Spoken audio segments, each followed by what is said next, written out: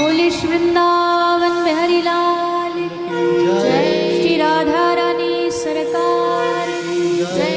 श्रीमद् भागवत महापुराण की जय। श्री सद्गुरुदेव भगवान की जय। गौ माता की जय। जय जय श्री राधे।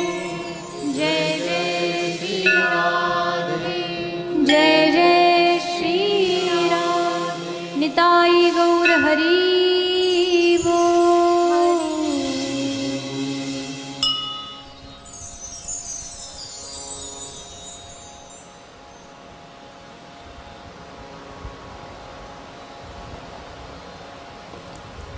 आइए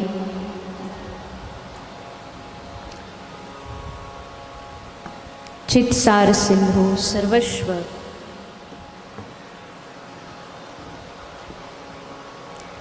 भगवान श्री राधे गोविंद के चरण कमलों का ध्यान करते हुए सभी श्रीमद् भागवत गंगा में प्रवेश करें।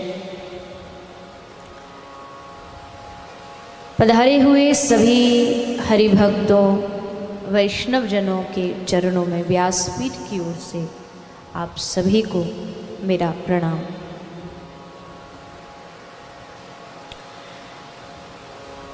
कथा का दूसरा दिन हम सभी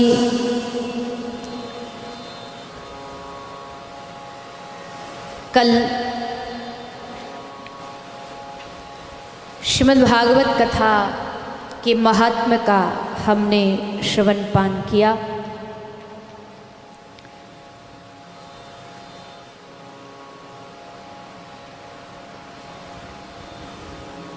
कथा अपने आप में ही भगवान का दूसरा रूप मानी जाती है, कही जाती है।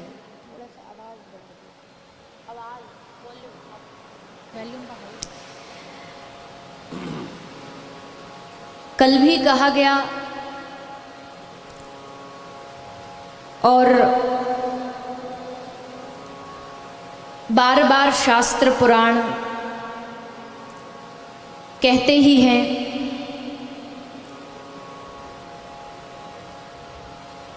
कि सत्संग मिलना इस बात का प्रमाण है कि भगवान की साक्षात हमारे ऊपर कृपा है। यही कल हमने सुना।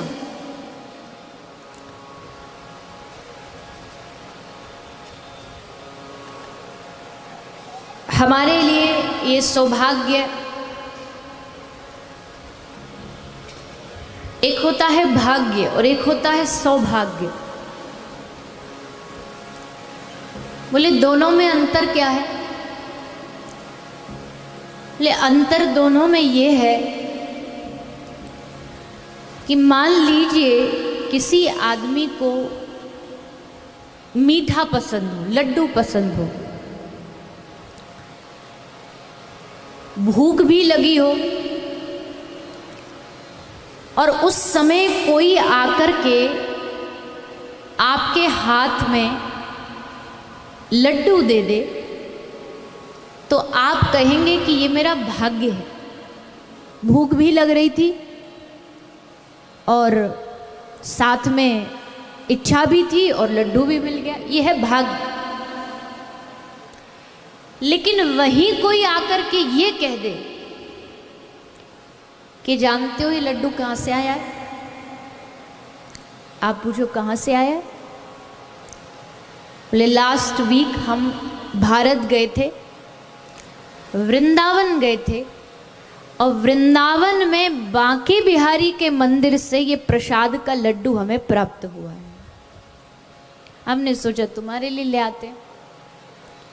तो अब तक जो लड्डू मिलना भाग्य था, अब जब उसमें भगवान मिल गए, भगवान की कृपा मिल गई, तो वो बन गया सौभाग्य, सद्भाग्य।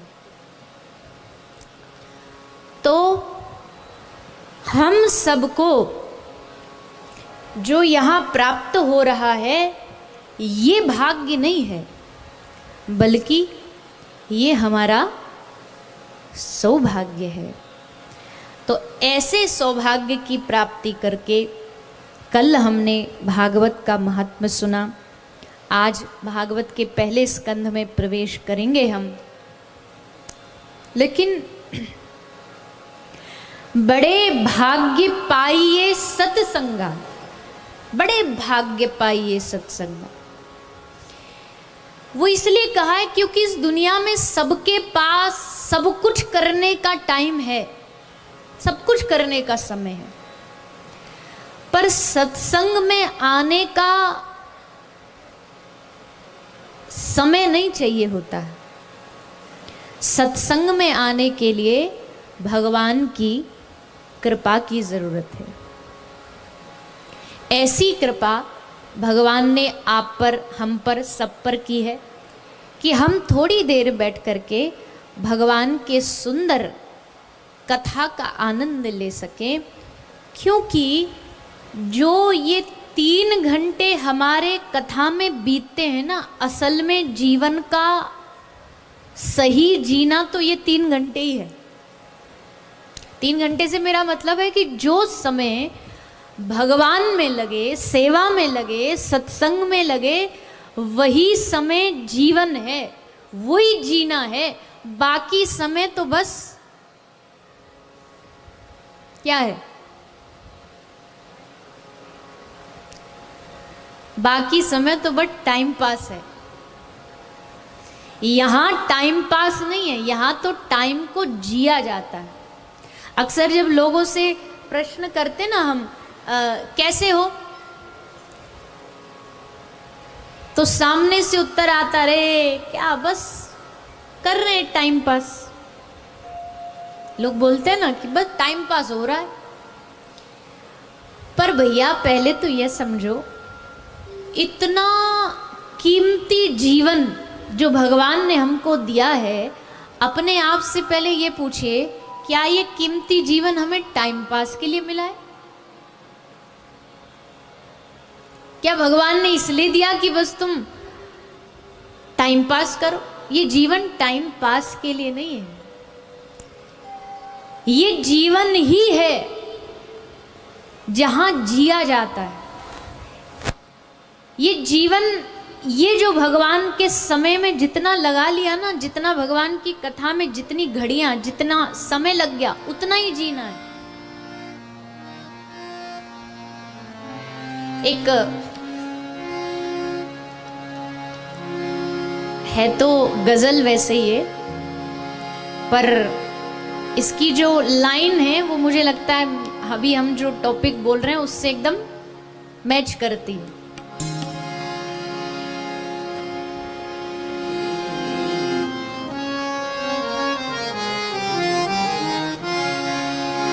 वक्त की कैद में जिंदगी है, मगर हमारा जीवन किसकी कैद में है? वक्त की, समय की सब कैद में है। समय को सबने बांध रखा है। आज क्या तारीख है, क्या डेट है? 29 अगस्त, जुलाई 29 जुलाई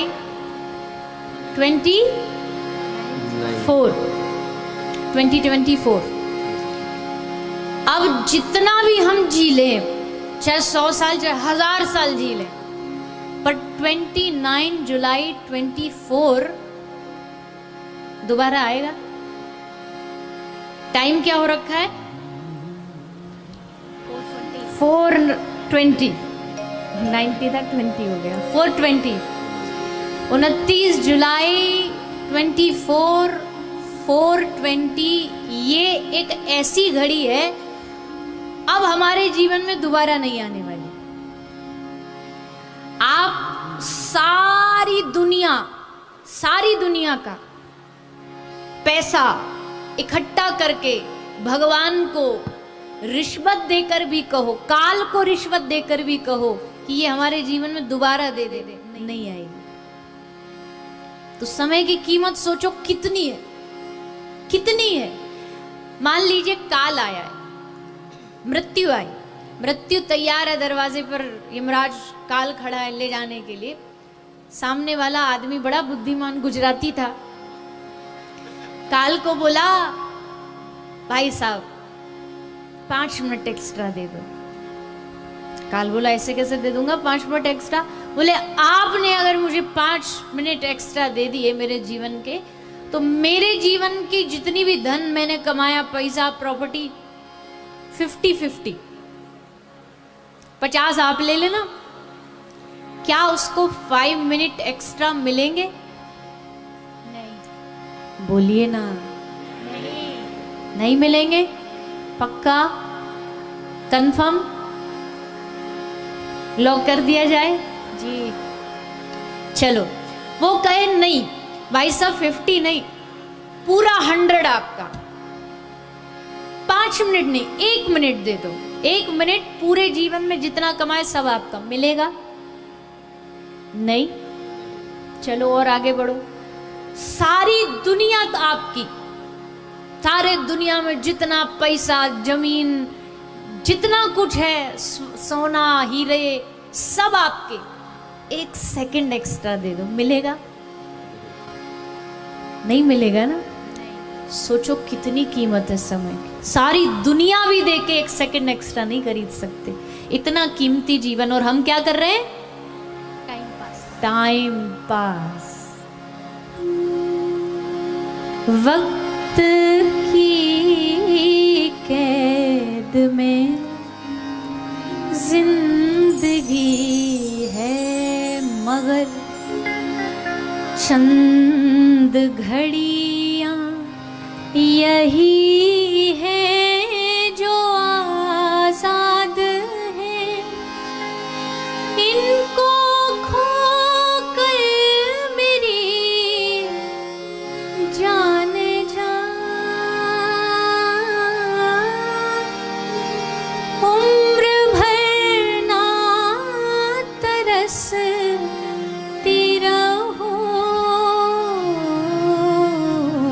आज जाने की जिद ना करो। यूं ही पहलू में बैठे रहो, यूं ही पहलू में बैठे रहो,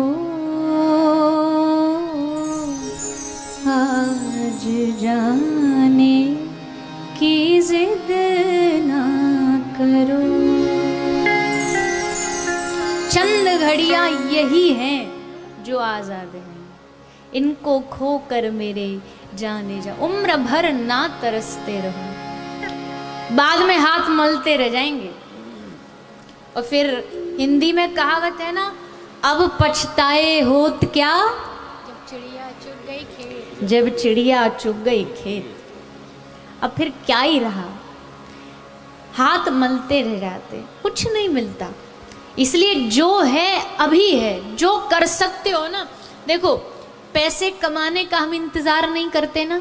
आज हमें मौका मिल जाए, चांस मिले पैसा कमाने का, तो छोड़ते हैं क्या? एक्स्ट्रा ओवर टाइम करेंगे, पार्ट टाइम करेंगे, भागेंगे, दौड़ेंगे, सब काम करते हैं, क्योंकि हमको अभी पैसे की, मतलब डॉलर की वैल्यू पता है, वैल्यू पता है। जिस दिन हमें समय की और भगवान की वैल्यू पता लग गई ना, तो जैसे हम पैसे के लिए दिन रात एक कर देते हैं, वैसे आज हमें अपने मनुष्य जीवन की वैल्यू समझ आएगी। है अभी भी हमारे पास, लेकिन वैसी बात है, एक आदमी को एक रिंग मिली ऐसी कहीं पड़ी हुई, तो वो लाया, उसने किसी ज्वेलर को दिखाया, तो ज्वेलर ने बोला ये तो नकली है, ऐसी है। उसने जाके उसको अपने जो उसका कबाड़ था, अलमारी थी, उसमें ऐसे ही डाल दी, नकली है मैं क्या करूँ, उसको डाल दिया, पड़ा रहा वो रिंग ऐसी पड़ी रही। 9-10 साल बाद उसने घर चेंज किया, साफ सफाई करी, तो रिंग फिर से मिली उसको। उसने सोचा चलो एक बार दोबारा रीचेक करा लेता हूँ। उसने दोबारा चेक कराई, और जैसे उसने दोबारा चेक कराई, ज्वेलर बोला अरे राम राम राम, ये इतनी कीमती अंगूठी, इतना कीमती डायमंड, ये हीरा तुम्हें मिला कहां से? ये तो बड़े बड़े खजानों में से नहीं मिलता, इतना इसकी वैल्यू, इतना इसकी कीमत। जैसे उसको पता चला, अब घर जाके वापस उस अंगूठी को फिर से कबाड़ में डाल देगा क्या? बोलिए ना, नहीं डालेगा ना। अब क्या करेगा? 10 साल से ऐसी ही पड़ी थी, क्योंकि उसकी कीमत नहीं पता थी। अब जब पता लग गई, अब जाएगा सेफ, उसको लॉकर में खोल करके, उसमें बढ़िया कॉटन के भीतर उस अंगूठी को रख करके छोटे बॉक्स में, फिर उसको अंदर, फिर लॉक, फिर चाबी यहाँ। अंगूठी तो पहले भी वही थी, आज भी वही है। चेंज क्या हुआ? वैल्यू, कीमत पता लग गई। अभी हमें मनुष्य जीवन की कीमत नहीं पता, कीमत पता लग जाए। अरे भैया, शास्त्र तो कहते हैं कि दुर्लभ हो मानुषो देहो देही नाम क्षणभंगुरा। देवता कह रहे हैं अहो अमीशाम किमकार शोभनम प्रसन्न ये साम स्वदत स्वयं हरि यैर जन्म लब्धा नृषु भारताजरे। देवताओं से भगवान ने परमिशन दी कि तुमको चाहिए तो मांगो, क्या चाहिए? देवता जानते क्या मांग रहे? हे प्रभु, हमको मनुष्य बना दो। देवता क्या मांग रहे? मनुष्य बना दो। और मनुष्य भी भगवान दुनिया में और कहीं नहीं बनना, अमेरिका इंग्लैंड में जन्म नहीं लेना। में कहा नृषु भारताजरे, भारत की भूमि पर हमें मनुष्य बना के भेजो।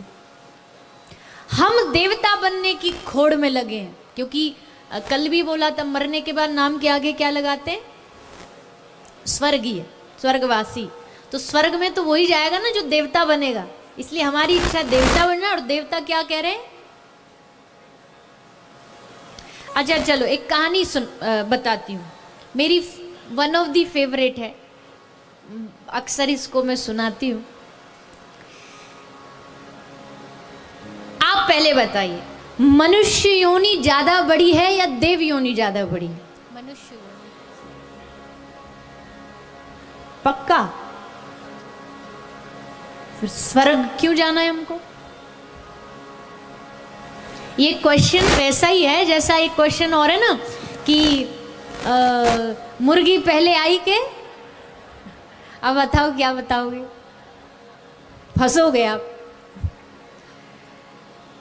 चलो लेट मी एक्सप्लेन, एक कहानी से समझो। देव योनि ज्यादा बड़ी या मनुष्य योनि? एक बार एक राजा था, उस राजा का जन्मदिन था। तो राजा ने जन्मदिन पर एक अनाउंसमेंट की। अनाउंसमेंट थी, आज मेरा जन्मदिन है, आई एम वेरी हैप्पी, मैं चाहता हूं कि सारे लोग आओ मेरे महल में, मैं सबको कुछ बांटना चाहता हूं, देना चाहता हूं। सब लोग आ गए। राजा ने 2 हिस्से बना रखे थे। राजा ने एक हिस्से में बहुत सारा लोहा रखा था, और एक हिस्से में राजा ने रखा था चांदी, सिल्वर। अब राजा ने कहा कि इन दोनों में से जिसको जो ले जाना है ले जाओ। एक तरफ है लोहा और एक तरफ है चांदी। आपको चांस मिलता तो लोहा लेते कि चांदी लेते? है चांदी। चांदी? भैया गुजराती दिमाग है, कैसा क्वेश्चन कर रहे हो आप? सीधी सी बात, हम चांदी लेंगे। कोई भी मनुष्य, सबने चांदी ली। 5 मिनट में चांदी खत्म। अब जो रह गए, कुछ बजा लो थोड़ा सा बैकग्राउंड। अब जो रह गए, उन्होंने सोचा भाई अब चांदी तो हाथ आई नहीं, चलो कम से कम लोहा ही ले चलो। आवाज कम, लोहा ही ले लो। तो उन्होंने लोहा लिया और घर आ गए। अच्छा, अब क्वेश्चन ये है कि चांदी वाले फायदे में रहे या लोहे वाले? गुजराती दिमाग से आंसर देना। कौन ज्यादा फायदे में रहा? और लॉजिक वाला भी आंसर देना, इमोशनली नहीं। किसकी वैल्यू ज्यादा है? चांदी की। तो चांदी वाले फायदे में रहे। चांदी महंगी है लोहे से। पर अब आता कहानी में ट्विस्ट। और ट्विस्ट क्या है? नेक्स्ट डे राजा ने फिर अनाउंसमेंट की, और इस बार अनाउंसमेंट ये थी, राजा कहता है मुझे मेरे खजाने में एक पारस मणि मिली है। क्या मिली है? पारस मणि क्या करती है? अब बताओ कौन ज्यादा फायदे में रहा? लोहे वाले। राजा ने कहा जिस जिसके पास लोहा है ले आओ, और सब आए लोहे वाले, और सब लोहा को सोना बना के ले गए। चांदी वाले देखते रह गए। पहले चांदी वाले फायदे में थे, पर बाद में फायदा लोहे वालों का हुआ। Moral of the story is, देव योनि थी चांदी, मनुष्य योनि थी लोहा। देव योनि ज्यादा अच्छी थी मनुष्य योनि से।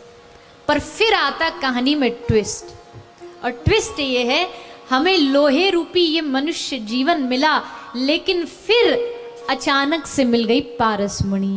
और पारसमणि क्या है? ये भागवत, ये राम कथा, ये कृष्ण कथा, ये सत्संग, भगवत गीता, रामायण, ग्रंथ, पुराण, ये पारसमणि है। और ये मनुष्यों को जब पारसमणि मिली और इस भागवत ने जब हमको छुआ, तो हमारी कीमत चांदी से भी बढ़कर सोने बराबर हो गई, देवताओं से बढ़ गई। पहले देवता श्रेष्ठ थे, पर जब से ये हमारे जीवन में भगवान की कथा आई, सत्संग आया, ग्रंथ आए, तो हमारी कीमत देवताओं से श्रेष्ठ। अब देवता कह रहे हैं भगवान से, प्रभु मनुष्य बना दो, धरती पे भेज दो, क्योंकि स्वर्गे सत्ये च कैलाशे वैकुंठे नास्त्यम रसः अतः पिबन्तु सद्भाग्या माम मामुंचिंत करहिचित। ये कथा अगर देवता भी हमसे आके कहे ना, हम वक्ताओं से आके कहे कि चलो स्वर्ग में आके हमको कथा सुना दो, तो स्वर्ग में कथा नहीं हो सकती, हो ही नहीं सकती। पर अगर यूएस एडिशन वाले कहते हैं कि आप भारत से यहाँ की कथा सुना, तो देखो तुरंत हो गई। कथा कहीं भी हो सकती है धरती पर, स्वर्ग में नहीं हो सकती। जब सुखदेव जी कथा सुनाने बैठे राजा परीक्षित को, तो देवता आए एक्सचेंज ऑफर लेके। देवता बोले परीक्षित तो वैसे भी मरने वाला, एक काम करो, हमारे पास अमृत है, आप इसको अमृत पिला दो और हमको स्वर्ग में चल के कथा सुना दो। सुखदेव जी ने डांट लगा करके उनको वहां से भगाया देवताओं को। खबरदार, मेरी कथा को खरीदा तो मेरी कथा बिकाऊ नहीं, कथा बेची नहीं जा सकती है। कथा कोई बेची जाएगी? कथा कोई धंधा है? कथा कोई बिजनेस है जो तुम इसे बेचने की बात करते हो? हमसे कई बार लोग आते हैं, वैसे तो डायरेक्टली अप्रोच भारत में ऐसे तो हो नहीं पाती, पर कभी कभी फ्लाइट में कोई मिल गया, चेहरा देखा सब टीवी पे देख लिया, पूछते हैं अरे आप तो कथा करते हो? हाँ। फर्स्ट क्वेश्चन क्या होता जानते हो? कितना चार्ज करते हो कथा का? हम कराएं कितना पैसा लोगे? सब पहली बात यही है, कितना पैसा लोगे? हम कहते देखो भैया, हम ये नहीं कह रहे कि कथा जब हम करते हैं तो उसमें पैसा नहीं खर्च होता, खर्च तो होता है। टेंट लगेगा, माइक लगेगा। हमारे साथ भारत में जब चलते हैं तो 30-35 लोग चलते हैं, उनका जीवन, उनकी जीविका, माइक, साउंड सब लगता है। पर कोई ये नहीं कह सकता कि भाई कथा करने का हम इतना चार्ज लेते, कहीं भी दुनिया में, कहीं भी। भले आप यहाँ भी कोई प्रत्यक्ष को प्रमाण किया, यहाँ जितने ट्रस्टी हैं, मैया हैं, सबसे आप पूछ लीजिए। हमने ये कहा कि भाई इतना पैसा दो तो अब हम आएंगे। हाँ, हमारा एक निवेदन रहता है, हम गौ माता के लिए लोगों से प्रार्थना करेंगे, जिसको जो देना होगा गौ माता की सेवा में जाके लगा देंगे। पर आप ये नहीं कह सकते कि हमने तुम्हारी कथा को खरीदा। और भगवान करे ऐसा कोई दिन ना आए जब हम कथा को बेचना शुरू कर दें। कथा बांची जा सकती है पर बेची नहीं जा सकती। ये कथा बांचने के लिए, बेचने के लिए नहीं है। व्यवस्थाओं में आप कितना पैसा लगाओ वो अलग बात है, जिसकी जितनी सामर्थ्य वो अलग है। सुखदेव जी ने कहा मुझे खरीद रहे हो, भागवत को खरीदना चाहते हो, बिकाऊ नहीं है। तुमको अगर कथा सुनने का शौक होता तो तुम चुपचाप आते, पीछे बैठते, कथा सुनते, पर तुमको सुननी नहीं थी, तुमको खरीदनी थी। भागो यहां से, लेके जाओ ये अमृत वापस। तो देवता मुंह लटका के अमृत लेके लौटे ब्रह्मा जी के पास, क्योंकि देवताओं के प्रेसिडेंट है ब्रह्मा जी। कोई भी मामला गड़बड़ाता तो उनके पास जाते। ब्रह्मा जी को जाके बोला अमृत ठुकरा दिया, जो अमृत धरती पे कहीं नहीं मिलता हम देने गए थे देवता, और सुखदेव जी ने लौटा दिया। किसके लिए? उस कथा के लिए। ऐसा क्या है उस भागवत में? तब ब्रह्मा जी ने एक तराजू लिया, तराजू के एक साइड में उन्होंने भागवत रखी, एक साइड में दुनिया का सब सुख रखा। और गोस्वामी जी लिखते हैं तात स्वर्ग अपवर्ग सुख धर ही तुला एक अंग तूल न ताही सकल मिल जो सुख लव सत्संग। सारी दुनिया का सुख एक तरफ रखा गया और एक पल्ले में एक लव सत्संग, मतलब एक सेकंड से भी कम इतनी देर का सत्संग रखा गया। एक लव सत्संग सारे दुनिया के सुख पे भारी पड़ गए। इतना भगवान की कथा में आनंद है। और ये कथा करती क्या है? बोले सबसे बड़ी बात, अगर आप कथा सुनते रहोगे आज नहीं तो कल, कबहू तो दीन दयाल के भनक पड़ेगी कान। कभी तो भगवान की नजर पड़ेगी। ऐसा हो नहीं सकता कि कथा हो रही हो और भगवान की नजर हम पे ना पड़े, जरूर पड़ेगी। और भगवान की नजर पड़ी ना कि काम बन गया। इस दुनिया में हम चाहते वो हमें एक बार देख ले। कई लोग नहीं होते, हम उनके बहुत बड़े फैन हैं। पहले तो सेलिब्रिटीज जो होते थे उनके फैन होते थे, आजकल हम कथावाचकों के भी फैन आने लगे। ये नया नया ट्रेंड आया, ये पहले नहीं था, ये अभी अभी आया है। जब से सोशल मीडिया बढ़ा है ना, अब से हमसे लोग मिलने आते, हम आपके फैन हैं। फैन है? हम कोई एक्टिंग करते हैं जो आप फैन हो हमारे? पर वो बोलचाल की भाषा में बोल देते हैं कि फैन है।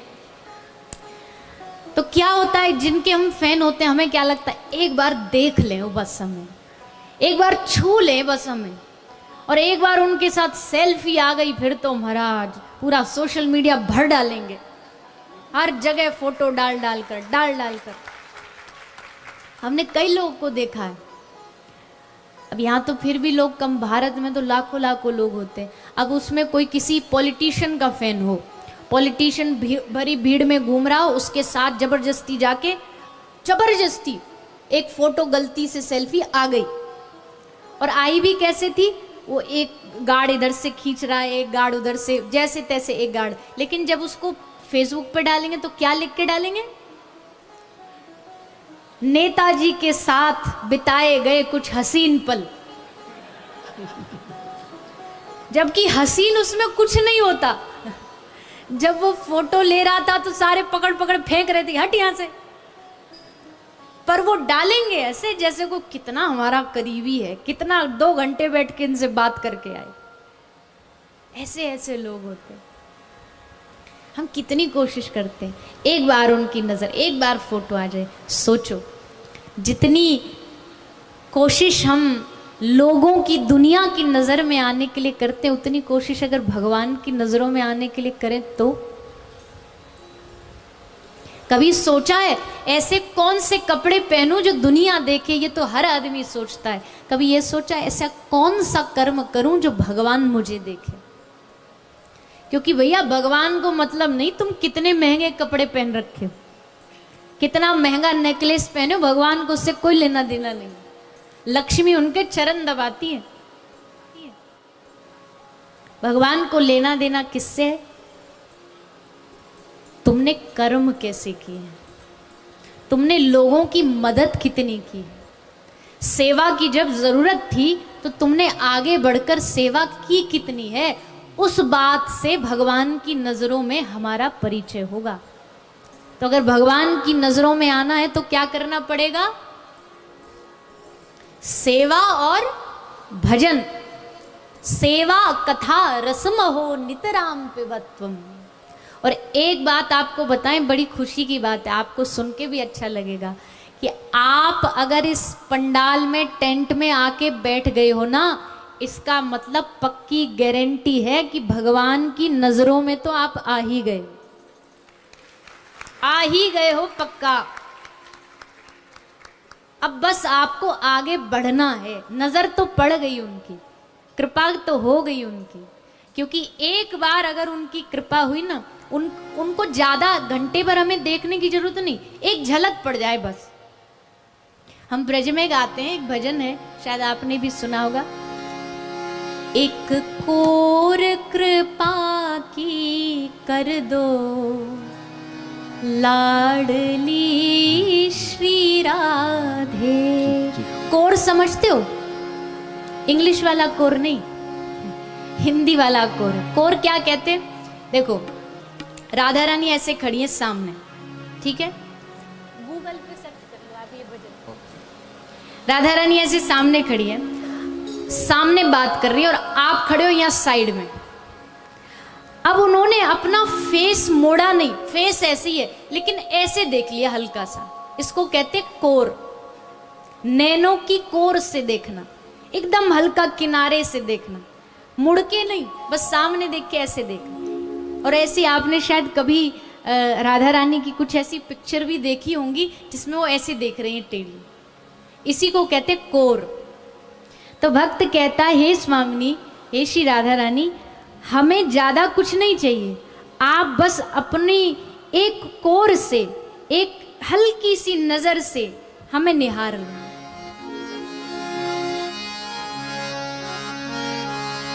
लाडली श्री राधे, लाडली श्री राधे, स्वामिनी श्री राधे, स्वामिनी श्री राधे। एक कोर कृपा की कर दो लाडली श्री राधे।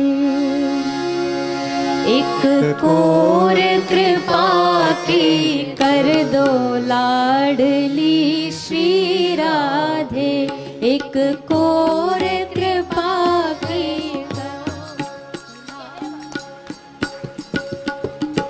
एक कोर कृपा की कर दो लाडली श्री राधे। एक कोर कृपा की कर दो लाडली श्री राधे। लाडली श्री राधे, लाडली श्री राधे, स्वामिनी श्री राधे, स्वामिनी श्री राधे, लाडली श्री राधे, लाडली श्री राधे, स्वामिनी श्री राधे, स्वामिनी श्री राधे। एक कोर कृपा की कर दो लाडली श्री राधे। एक कोर कृपा की कर दो स्वामिनी श्री राधे। दासी की झोली भर दो लाडली श्री राधे। दासी की झोली भर दो लाडली श्री राधे। सभी भाव से तालियों की सेवा।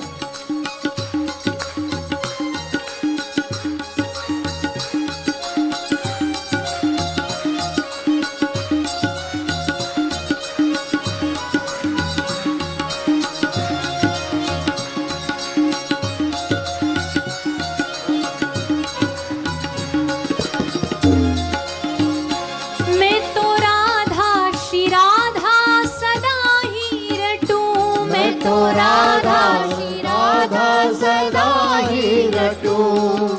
अब देखो, कृपा मांग तो रहे हैं हम, पर कृपा मिलेगी कैसे? ले भैया, कृपा मांगने से नहीं मिलती, कुछ करना पड़ता है।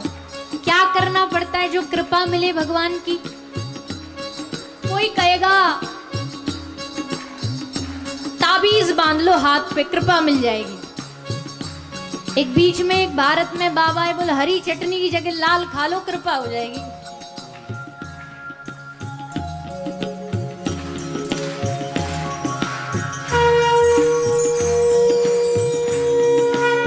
बढ़िया लग रही है? बढ़िया। तो कोई कह रहा है ये फलानी अंगूठी पहन लो, ये वाले स्टोन की कृपा हो जाएगी। कोई कह रहा है वहां जाके चुनरी चढ़ा दो, कृपा हो जाएगी। कोई कह रहा है यहाँ मत्था टेक लो, भभूति लगा दो, कृपा हो जाएगी। कोई कह रहा है नारियल चढ़ा दो, कृपा हो जाएगी। पर भैया इन सब से कृपा नहीं होती, बुरा नहीं मानिए, ये सब भगवान की कृपा की डेफिनेशन में नहीं आते। कैसे होती है भगवान की कृपा? भगवान की कृपा पाने के लिए ना धागा बांधना पड़ेगा, ना कहीं मत्था टेकना पड़ेगा। भगवान की कृपा होगी, बस दोनों हाथ उठाओ और बोलो श्री राधा, श्री राधा, जय श्री राधे, जय श्री राधे। हरे कृष्ण कृष्ण कृष्ण हरे हरे, हरे राम राम राम हरे। ये रटो तब कृपा होगी। भगवान का नाम जपने से कृपा होती है, भगवान को याद करने से कृपा होती है, उनका नाम लेने से कृपा होती है। तो अगर कृपा चाहिए तो हमें क्या करना है? मैं तो राधा श्री राधा सदा ही रटूं, मैं तो राधा श्री राधा सदा ही रटूं। मैं तो राधा श्री राधा सदा ही रटूं, मैं तो राधा श्री राधा सदा ही रटूं। कभी द्वारे के लाडली के ना हटूं, कभी द्वारे से लाडली के ना हटूं। कभी द्वारे से लाडली के ना हटूं, कभी द्वारे से लाडली के ना हटूं। मेरे शीश कमल पग धर दो लाडली श्री राधे, मेरे शीश कमल पग धर दो लाडली श्री राधे। ओ एक कोर कृपा की कर दो लाडली श्री राधे, एक कोर कृपा की कर दो स्वामिनी श्री राधे। लाडली श्री राधे, लाडली श्री राधे, स्वामिनी श्री राधे, स्वामिनी श्री राधे। लाडली श्री राधे, लाडली श्री राधे, स्वामिनी श्री राधे, स्वामिनी श्री राधे। दासी की झोली भर दो लाडली श्री राधे, दासी की झोली भर दो लाडली श्री राधे। एक कोर कृपा की कर दो लाडली श्री राधे, एक कोर कृपा की कर दो लाडली श्री राधे। अब हमने क्या मांगा कि हम पर एक कृपा की कोर कर दो। ये आशा तो जगा ली मन में कि एक ना एक दिन आपकी कृपा होगी।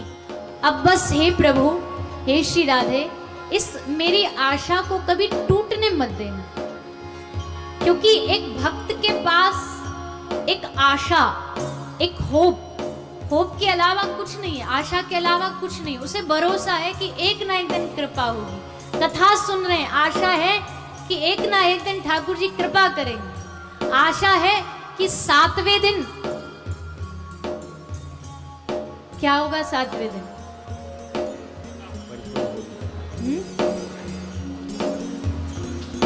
पहले दिन, दूसरे दिन, तीसरे दिन कथा में बैठे थे, किसी ने कंधे पे आके हाथ रखा, पीछे मुड़ के देखा तो कोई रिश्तेदार था। किसी ने कंधे पे आके हाथ रखा, पीछे मुड़ के देखा तो वाइफ थी। पीछे मुड़ के देखा, किसी ने कंधे पे हाथ रखा तो कोई दोस्त था। लेकिन 7वें दिन आप बैठे हो, कंधे पर आकर के हाथ रखे और पीछे मुड़ के देखो तो कौन हो? बोले बांसुरी बजाते हुए स्वयं ठाकुर जी खड़े। ये आशा है मेरे मन में, और हे श्री राधे ये आशा तोड़ना मत।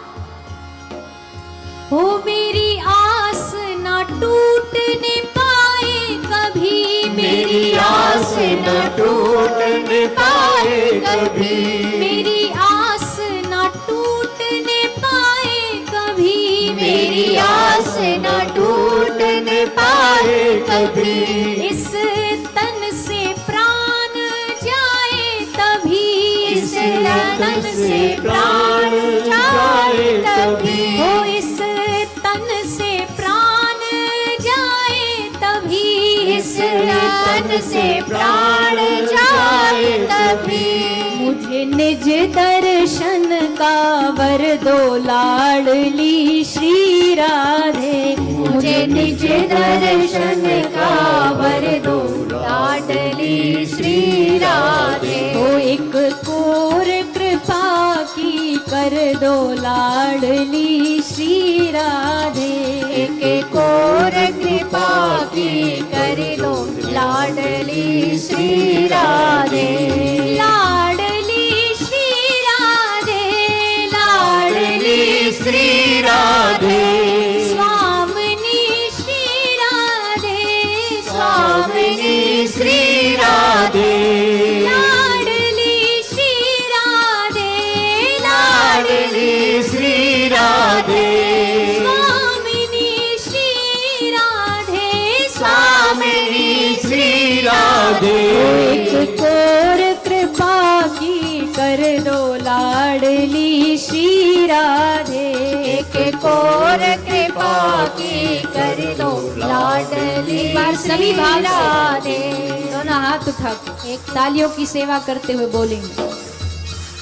हो राधे राधे गोविंद गोविंद राधे, राधे राधे गोविंद गोविंद राधे, हो राधे राधे गोविंद गोविंद राधे, राधे राधे गोविंद गोविंद राधे, राधे राधे गोविंद गोविंद राधे, राधे राधे गोविंद गोविंद राधे, राधे राधे गोविंद गोविंद राधे, राधे राधे गोविंद गोविंद राधे, राधे राधे गोविंद गोविंद राधे, राधे राधे गोविंद गोविंद राधे, राधे राधे गोविंद गोविंद राधे, राधे राधे गोविंद गोविंद राधे, राधे राधे गोविंद गोविंद राधे, राधे राधे गोविंद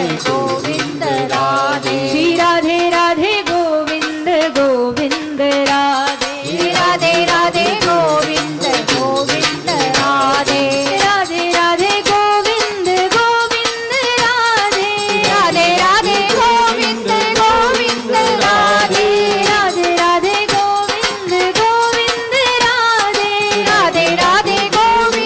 गोविंद गोविंद राधे, ओ राधे राधे गोविंद गोविंद राधे, राधे राधे गोविंद गोविंद राधे, राधे राधे गोविंद गोविंद राधे, राधे राधे गोविंद गोविंद राधे, राधे राधे गोविंद गोविंद राधे, राधे राधे गोविंद गोविंद राधे, राधे राधे गोविंद गोविंद राधे, राधे राधे गोविंद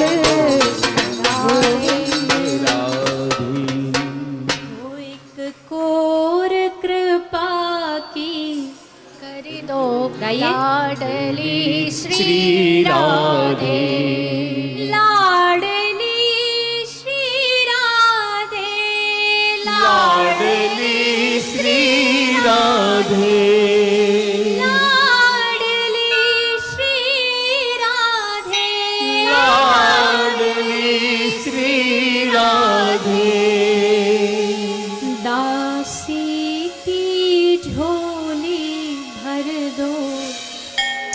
लाडली श्री राधे, दासी की झोली भर दो, लाडली श्री राधे। कोर कृपा की कर दो, लाडली श्री राधे। एक और कृपा की कर दो, लाडली श्री राधे।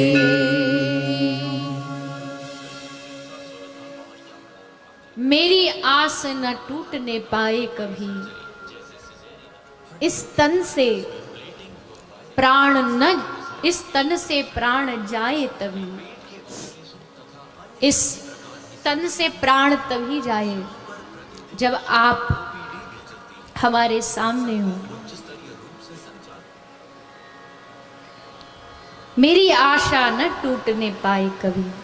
हमें ज्यादा कुछ नहीं चाहिए हे लाडली जी, हमें आपसे कोई दुनिया भर की खुशी नहीं चाहिए, हम दुनिया भर का कोई सुख नहीं चाहिए, एक कोर चाहिए बस कृपा की। कोर समझ गए ना? हाँ, इतने से में ही काम बन जाए। वो हमको बस ऐसे टेढ़ी निगाहों से देख ले। जीवन में हर वक्त यही कोशिश करिए, ऐसा क्या करूं जिससे उनकी नजरों में आ जाऊं, ऐसा क्या करूं जो उनको पालूं, ऐसा क्या करूं जो मरने के बाद उनको नजरें मिला सकूं उनसे। वो पूछेंगे कि तूने इस दुनिया में जाकर के क्या किया, क्या जवाब देंगे उनको, क्या बोलेंगे उनको।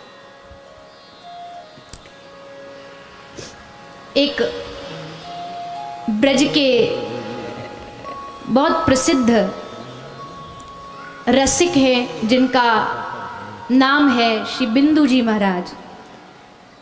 तो श्री बिंदु जी महाराज लिखते हैं, कन्हैया को एक रोज रोकर पुकारा। एक दिन मैं उनके सामने बैठ के खूब रोया, उनको पुकारा मैंने, हे प्रभु तुम मुझे कब मिलोगे। उन्होंने मुझसे पूछा, वो बोले कि साधन किए तूने क्या क्या। उन्होंने पूछा ऐसा कौन सा साधन किया तूने जो तू कह रहा है मुझे मिल जाओ, क्या किया तूने, कौन सा साधन। भक्त ने बड़ा गजब का उत्तर दिया, वो बोले कि साधन किए तूने क्या क्या। मैं बोला किसे तुमने साधन से तारा। भक्त ने काउंटर क्वेश्चन किया, उन्होंने पूछा तूने कौन सा साधन किया। भक्त ने कहा तुम बताओ, तुम मुझसे साधन पूछ रहे हो, अजामिल ने कौन सा साधन किया था। गीध, गणिका, इन्होंने कौन सा साधन था इनके मन, कितना भजन किया जो इनको तुमने तार दिया। इतिहास गवाह है, तुमने किसी को साधन से नहीं अपनी कृपा से तारा। फिर भगवान ने पूछा, वो बोले कि दुनिया में आकर किया क्या। उन्होंने कहा कि मैंने तुझको दुनिया में भेजा, तूने क्या किया।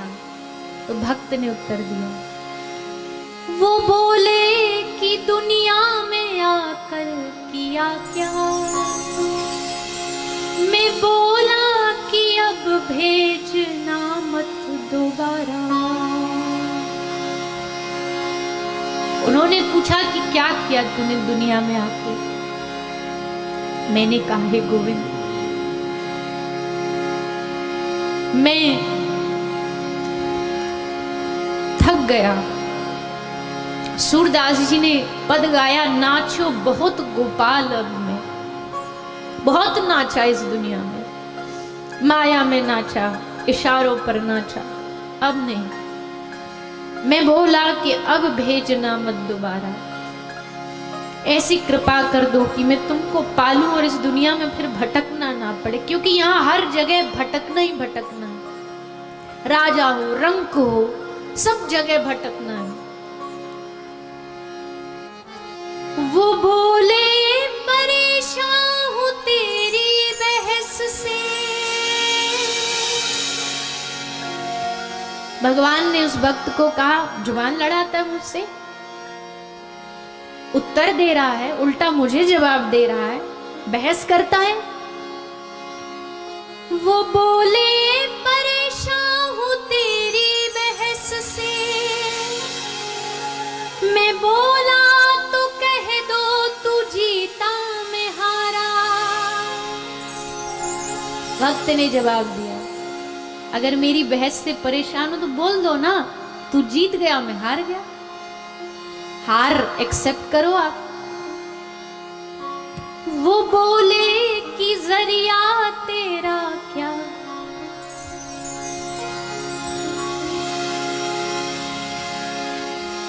वो बोले कि जरिया तेरा क्या है मुझ तक।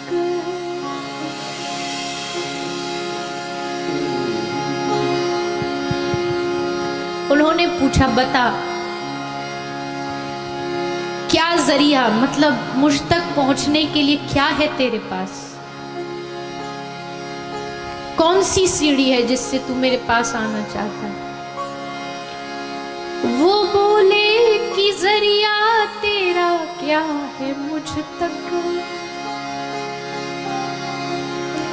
मैं बोला कि अश्रु बिंदु का है सहारा। उन्होंने पूछा कि मुझ तक पहुंचने का तेरा जरिया क्या है, तो मैंने कहा कि अश्रु बिंदु का है सहारा। हम बस रो सकते हैं तेरे लिए, और कुछ नहीं है हमारे पास।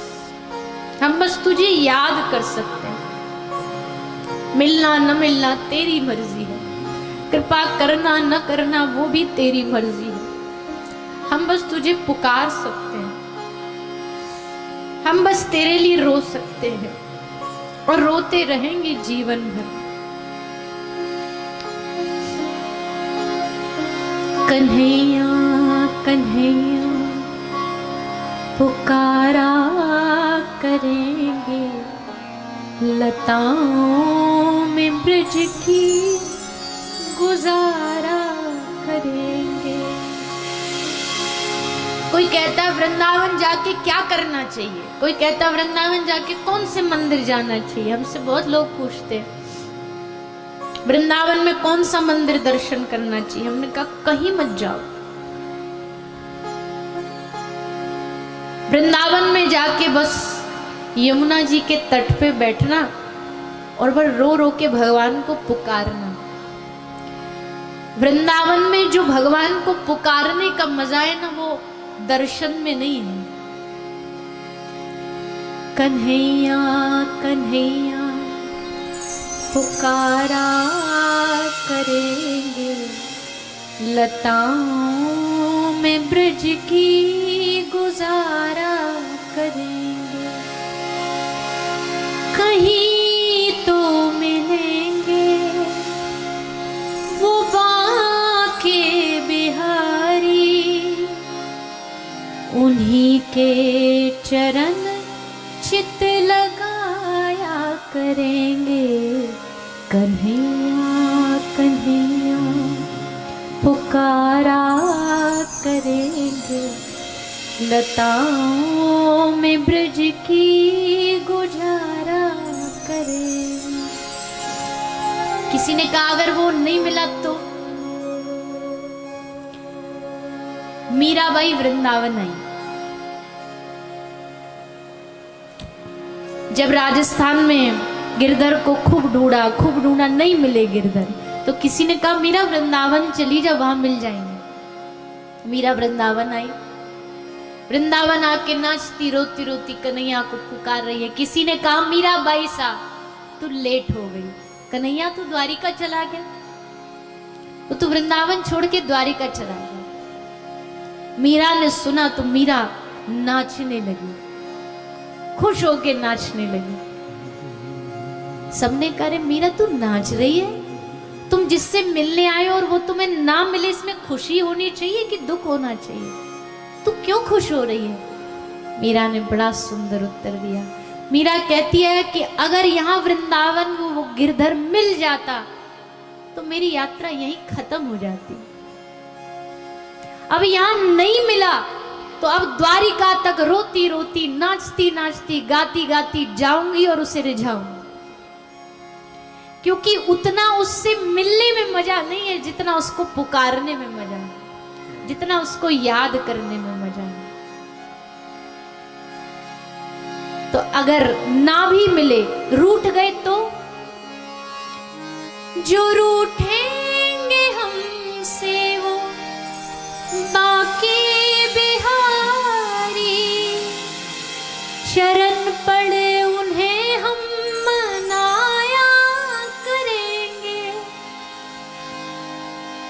उन्हें हम बिठाएंगे आंखों में दिल में, तो फिर वो कहाँ भाग जाया करेंगे, कहीं तो मिलेंगे वो बाके बिहारी,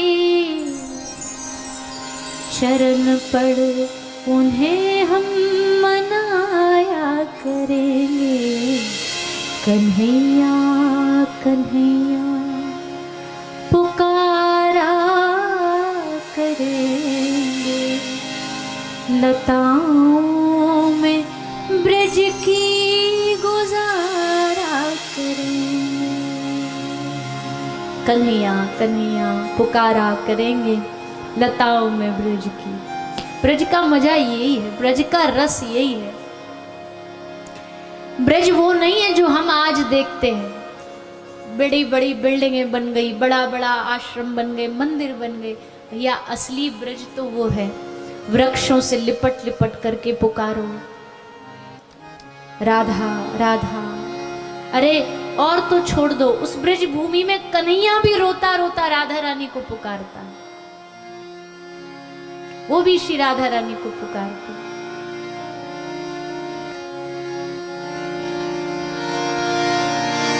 राधे राधे,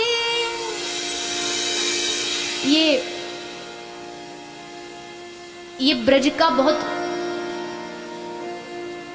गुप्त रस है। गुप्त रस समझते? एकदम सीक्रेट खजाना। एक तो भजन है जो सारी दुनिया गाती है, ये पद है जो कृष्ण राधा रानी के लिए गाते। ये हर जगह आपको सुनने देखने में नहीं मिलेगा, ये बस कृष्ण गाते राधा रानी को मनाने के लिए। राधा रानी जब रूठ जाती है ना ठाकुर जी से, क्योंकि वो तो बार बार रूठती हैं, मान करती हैं, तब ठाकुर जी मनाते हैं, तब ये पद गाते हैं। ये सिर्फ ब्रज में ही गाया जाता है। राधे राधे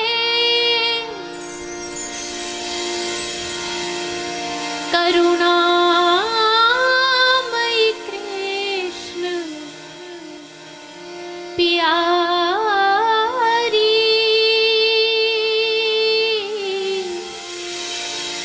मेरी सुध लीजिए श्री वृषभानु दुलारी, मेरी सुध लीजिए श्री वृषभानु दुलारी। ठाकुर जी कह रहे राधा रानी से, मेरी सुध लीजिए श्री वृषभानु दुलारी। हे स्वामी जी, खुद कृष्ण मांग रहे हैं, तुम मेरी ओर कब देखोगी? हे मनुहारिणी रासेश्वरी रस रूपा, हे मनुहारिणी रासेश्वरी रस रूपा ब्रज गोप वंश मणि ब्रजवासिनी ब्रज की भूपा राधे राधे करुणामयी कृष्ण प्यारी मेरी सुध लीजे श्री वृषभानु दुलारे मेरी सुध लीजे श्री वृषभानु दुलारे। ठाकुर जी राधा रानी को पुकारते हैं, राधा राधा गाते गाते कृष्ण रोते हैं। एक बात ध्यान रखना, और देवताओं का तो हमको पता नहीं, पर हमारा ये जो ब्रज वाला कान्हा है ना, ये बिना रोए नहीं मिलता, बिना पुकारे नहीं मिलता, इसके लिए तड़पना पड़ता है, हृदय में व्याकुलता लानी। जैसे कामही लोभी प्यारी जिमी लो वही प्रिय जिमी दाम तिमी रघुनाथ निरंतर प्रिय लागु मोहि राम। गोस्वामी जी ने क्या कहा? गोस्वामी जी कहते हैं जैसे कामी को नारी अच्छी लगती है, जिसके मन में कामना वासना, उसको हर जगह काम ही दिखेगा, नारी अच्छी लगी। लोभ ही प्रिय, लोभी को दाम पैसा अच्छा लगता है। हे रघुनाथ तिमी रघुनाथ निरंतर प्रिय लागु हुई, वैसे मुझे आप प्यारे लगने लग जाओ। जैसे कोई धन के लिए तड़पता है, कोई किसी के लिए तड़पता है, मैं आपके लिए तड़पूं, आपको याद करूं। और ये रस केवल ब्रज में है, ये रस केवल ब्रज में है। वैसे तो हम एक बात कहते हैं, हमारा जन्म ब्रज में हुआ है, बड़े भाग्य है हमारे, ब्रज में जन्म मिलता नहीं आस बिना कृपा के। पर दुख इस बात का है कभी कभी कि ब्रज में जन्म मिल करके भी ब्रज में रह नहीं पाते हैं। सारा वर्ष बाहर बाहर, अभी भी 1 महीना हो गया, एक दिन भी हमको, जैसे कल ब्रज से आए, मान लो कल ब्रज से वृंदावन से आए, नेक्स्ट अगले दिन से ब्रज की याद आने लगती है, वृंदावन की याद, उस मिट्टी की याद आती है, उस हवा की याद आती है, क्योंकि उस मिट्टी में खुशबू है कृष्ण नाम की, कृष्ण प्रेम की। गोपी कहती है जब उद्धव जी आए ना गोपी के पास, तो गोपियों, आप भी कभी अभी गए हो मथुरा वृंदावन तो देखा होगा, वृंदावन से मथुरा बस 4-5 किलोमीटर दूर है।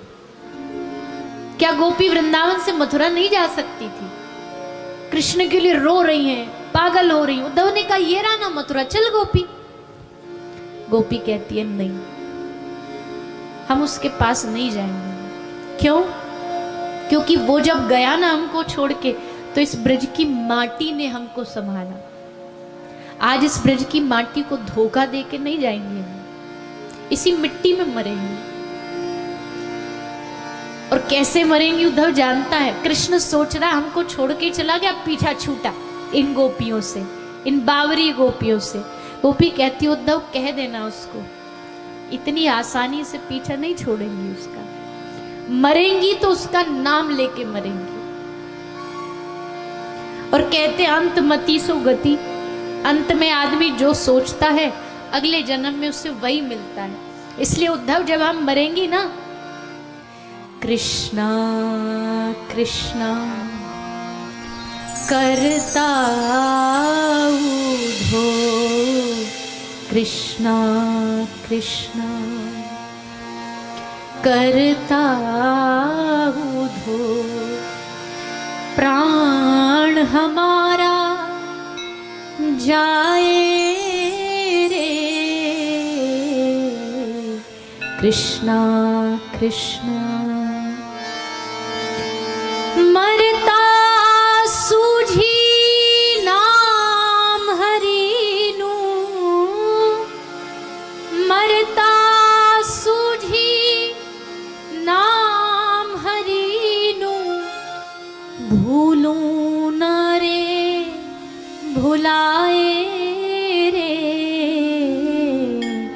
कृष्णा कृष्णा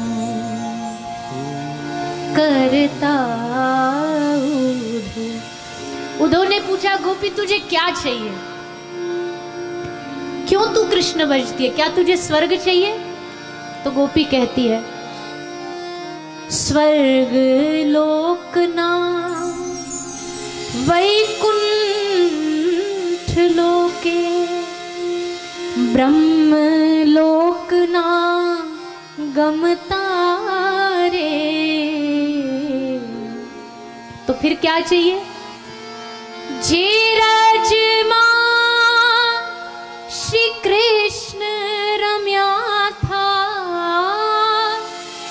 जे राजमा श्री कृष्ण रम्या था, ते रजनी ममता रे। कृष्ण कृष्ण करता उधो, प्राण हमारा जाए रे। कृष्ण कृष्ण जे रज माँ श्री कृष्ण रम्या था, ते रजनी ममता। हमें और कुछ नहीं चाहिए, हमें वो माटी चाहिए जिसमें कृष्ण खेला है, हमें वो माटी चाहिए जिस माटी को कृष्ण ने अपने मुख में डाला है। हमें स्वर्ग नहीं चाहिए, हमें वैकुंठ नहीं चाहिए, हमें दुनिया का कोई सुख नहीं चाहिए। कहा करूं वैकुंठ ही जाए, जहां नहीं नंद जहां नहीं यशोदा। मैं उस वैकुंठ में जाके कन्हैया कहते मैं भी क्या करूंगा, मुझे तो ब्रज की माटी चाहिए। जे रजमा श्री कृष्ण रम्या था, ते रजनी ममता रे। तो भैया हमारे पास कोई हनुमान जी जैसा कोई ताकत तो नहीं है कि छाती फाड़ करके दिखा सके कि ब्रज भूमि कितनी प्यारी है, पर इतना बता सकते हैं कि एक बार जिसको इस ब्रज भूमि से एक बार जिसको प्यार हो जाए ना, उसको फिर दुनिया में कुछ अच्छा नहीं लगता। हम कहते हैं होगा आपका अमेरिका बढ़िया, हम मना नहीं कर रहे, खूब सारी सुविधाएं हैं यहाँ, खूब सारे अच्छे अच्छे घर है, अच्छी अच्छी गाड़ी है, अच्छे रोड है, पर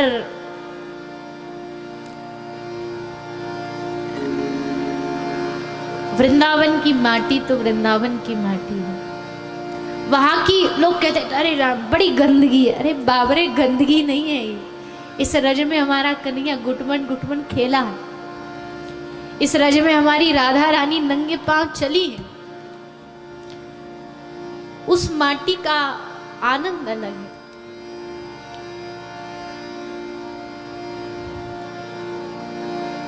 हरिराम व्यास जी ने गाया, क्या चाहिए, हम भजन कर रहे हैं, हमें चाहिए क्या? एक ही चीज, चरणन की राज पाऊं किशोरी, चरणन की रज पाऊं,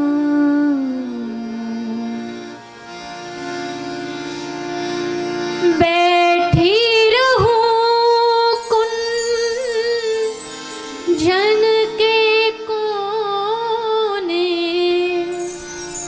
श्याम राधिका गाऊं किशोरी,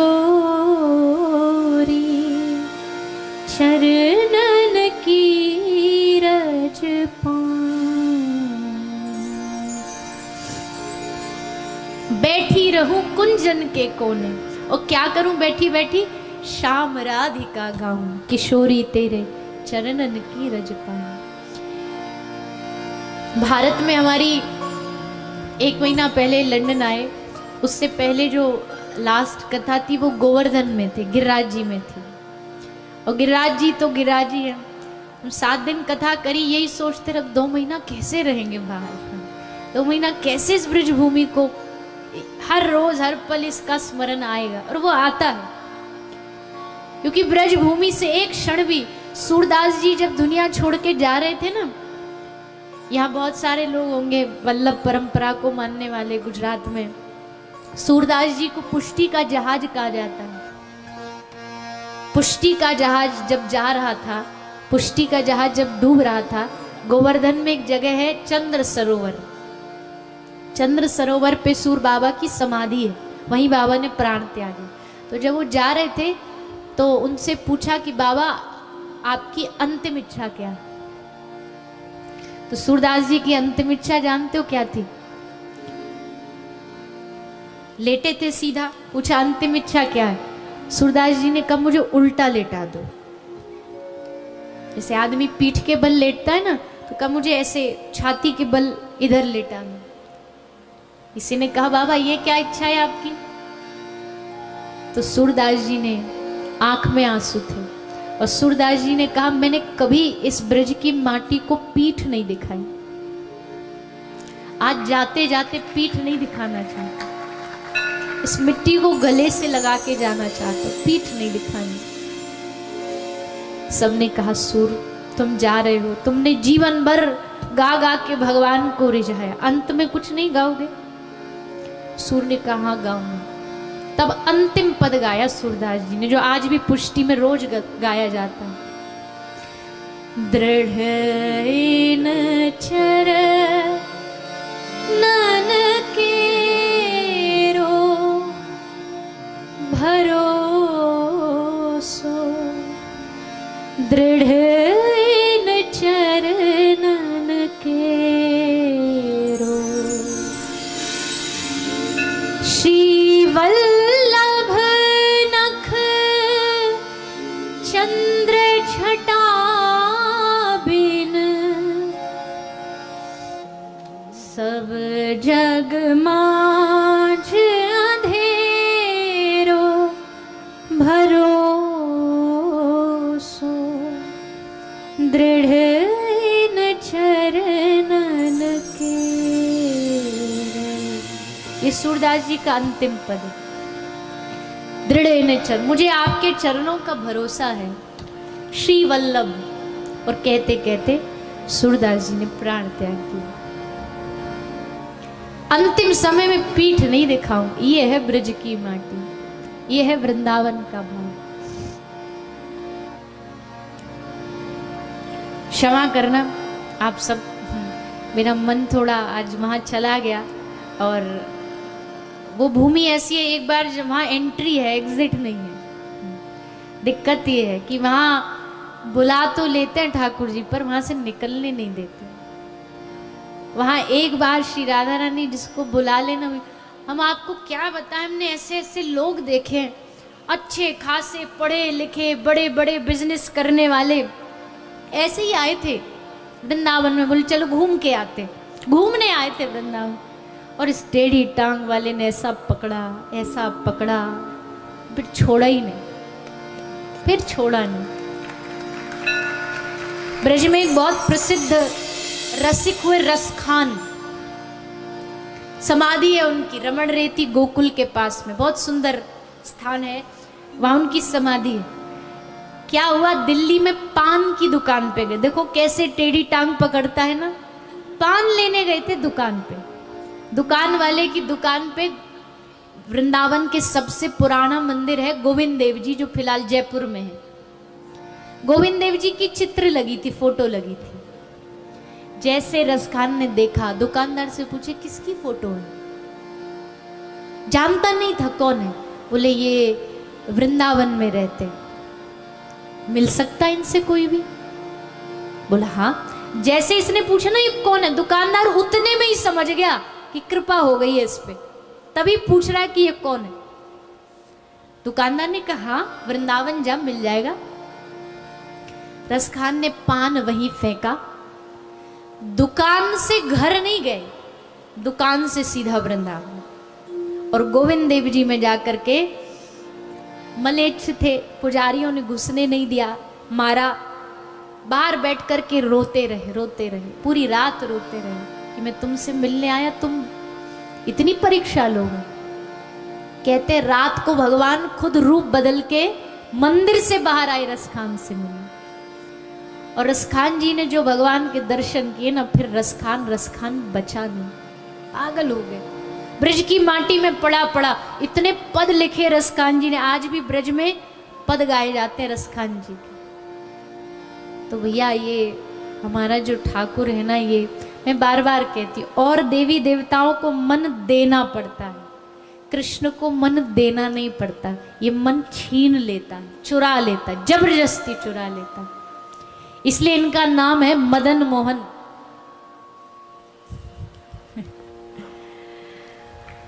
मदन मोहन ठाकुर जी का बड़ा प्रिय नाम है मदन मोहन। मदन मोहन का मतलब है मन को चुराने वाला। मन जिसके पास सेफ रखा रहे। देखो मन तो उसी को देना चाहिए ना जो आपके मन को सुरक्षित सेफ रख सके। हम मन किसको देते? हम मन देते दुनिया वालों को। दुनिया वाले हमारे, दुनिया की नज़रों में हमारे मन की कोई वैल्यू नहीं है। दुनिया को या तो हमसे तन चाहिए या धन चाहिए। भगवान गोपी को कहते, गोपी तू तन दे दे संसार को, धन दे दे संसार को, पर जब मन देने की बारी आए ना तो मन संसार को मत देना। मन देना हो तो मेरे पास आ जाना, मैं तेरे इस मन को संभाल। दुनिया वाले नहीं, दुनिया वाले तो यूज करके, यूज एंड थ्रो। केला का जैसे छिलका, केला खाया छिलका फेंका, वैसे तुम्हारे मन का उपयोग करेंगे, फेंक देंगे। मन देने की बारी आए तो कृष्ण को देना। और नहीं भी दोगे तो चिंता मत करो, इतनी ताकत तो है उसके नाम में, उसके स्वरूप में, उसकी कथा में, जबरन तुमसे मन छीन लेगा। एक बार तुम आओ तो उसके पास, तुम बैठो तो उसके कथा में, एक बार देखो उसको, बस ऐसा घायल करेगा ना अपने रूप से। देखो भगवान राम के पास किसी को घायल करने के लिए कौन सा अस्त्र है? बोलिए ना। मन मेरा वृंदावन गया, चुप आप हो गए। ऐसे नहीं। राम भगवान को अगर किसी को घायल करना तो क्या है? धनुष बाण। भगवान विष्णु के पास क्या है? सुदर्शन चक्र। महादेव के पास क्या है? त्रिशूल। और भगवान कृष्ण के पास? भगवान कृष्ण को घायल करने के लिए ना तो धनुष चाहिए, ना त्रिशूल चाहिए, ना बाण चाहिए। कृष्ण को, दुनिया को घायल करने के लिए कृष्ण का स्वरूप, उसकी मुस्कुराहट काफी, उसकी आंखें काफी, बांसुरी काफी, इसी से घायल कर देगा। एक आपको बड़ी सुंदर बात बताते, हमने सुनी थी, ब्रज के एक बड़े प्रसिद्ध संत हैं और गौड़िया परंपरा के ही श्री अतुल कृष्ण गोस्वामी जी महाराज, उनका एक भाव है। वो कहते हैं सारी दुनिया में जितनी ताकत है, सारी दुनिया में जितनी ताकत है उससे 100 गुना ताकत इंद्र की एक बाजू में है, एक बाहु में है।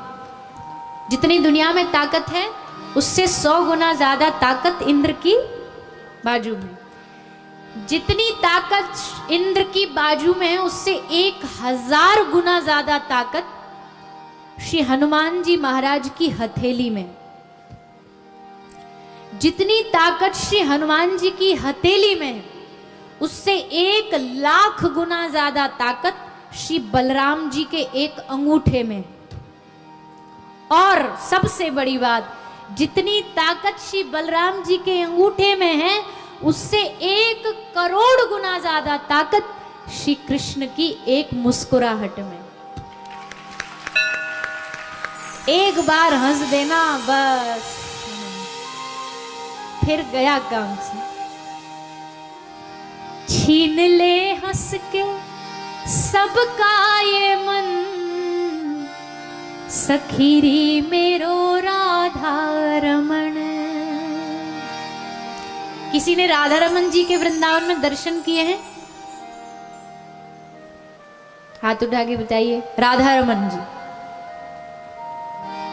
बाकी उन नहीं किए। बड़े लॉस में चल रहे हो आप, भारी लॉस में हो। राधा रमन जी उन नहीं देखा तो कुछ नहीं देखा। ऐसा सुंदर रूप महाराज। आज जाके घर में ना गूगल में सर्च करना, गूगल बाबा जिंदाबाद।